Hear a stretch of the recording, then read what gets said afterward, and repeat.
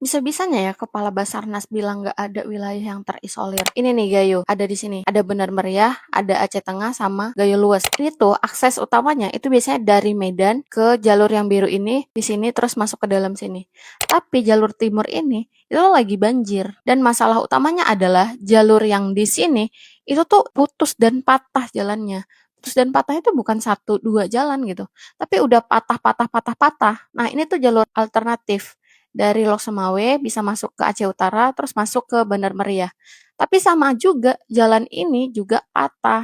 Bisa nih lewat jalur tengah. Dari Medan itu ke Brastagi, terus masuk ke Pak Barat, bisa masuk ke Aceh Tenggara. Tapi Aceh Tenggaranya di sini itu juga lagi banjir. Dan jalan dari Aceh Tenggara ke Gayo Luas itu juga patah. Atau kita pakai jalur timur nih dari Medan itu tuh bisa ke Banda Aceh dulu, terus muter ke bawah sini. Dari sini tuh bisa masuk ke dalam.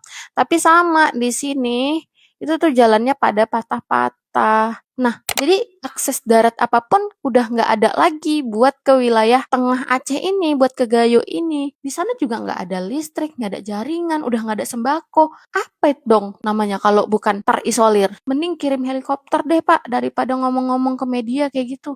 Sakit hati kami.